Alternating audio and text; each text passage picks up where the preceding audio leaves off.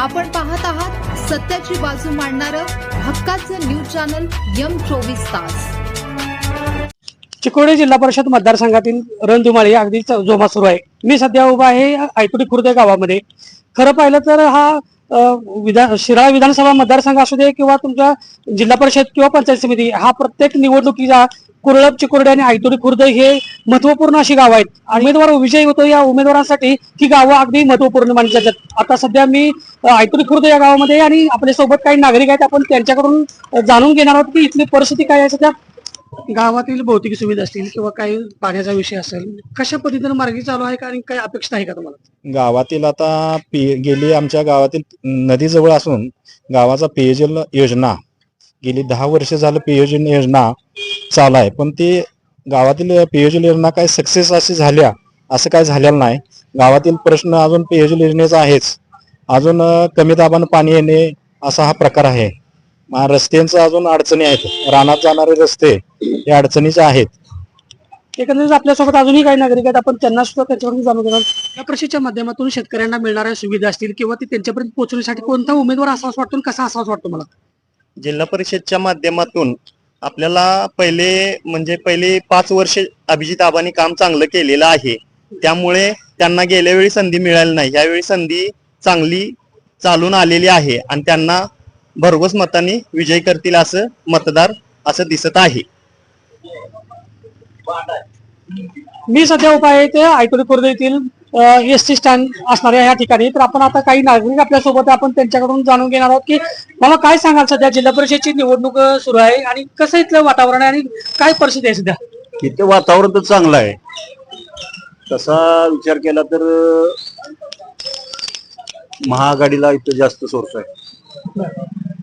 गावातील काही समस्या असतील किंवा काही अजूनही बाकी आहे असं काय वाटतंय तुम्हाला? आहेत भरपूर, तसे गावातली भरपूर काम आहेत. अजून रानातले रस्ते वगैरे झालेले नाहीत. त्या रस्त्या संदर्भात चालू आहेत. मला वाटतं तुम्ही मागील 15-16 वर्षाची निवडणूक, आता तुमचं बरेच वर्ष तुम्ही निवडणूक बघताय, तर त्या निवडणूक आताच्या निवडणुकीमध्ये काही बदल असं वाटतं तुम्हाला? असा काय बदल असं नाही. सगळं चाललंय ही पैशाचं राजकारण चाललंय. आज राजकारण जे होतंय ते पैशा जीवा होतंय. की लोकांनी त्याचा विचार करून सगळं करावं. कारण पैसा महत्वाचा आहे का आपल्या सुविधा गावाच्या लक्षात घेऊन सुविधा जो करतो त्याच्या पाठीमागानं प्रत्येकानं मतदारानं मत द्यावं, जेणेकरून तात्पुरत्या आमिषाला बळी न पडता जिथं गावाचा विकास होईल किंवा आपल्या जिल्हा परिषद जे गट काय आहे त्याचा विकास होईल अशा उमेदवाराला त्यांनी मतदान करावं.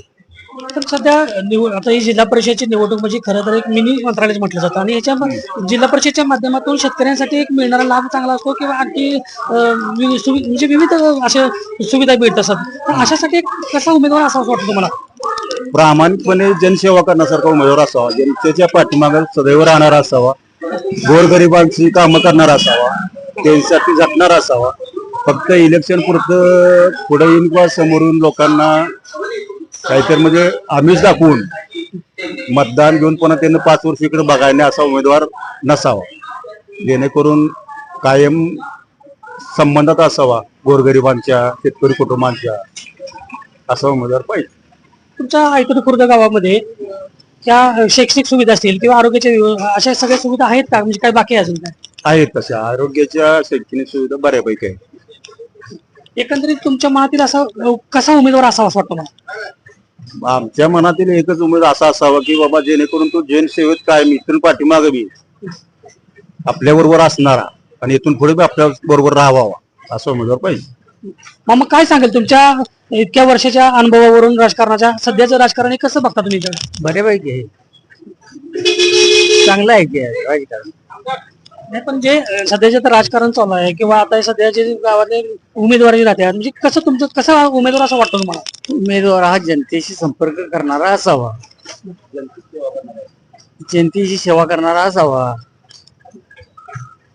ज्या वेळेला मतं मागायला तुमच्याकडे येतील त्यावेळेला काही तुमचे जे काही सध्याच्या चालूच्या गाड्यामुळे काय तुम्ही प्रश्न त्यांना विचारणार आहात का, काय कशाच्या अनुषंगाने तुम्ही मतदान करणार?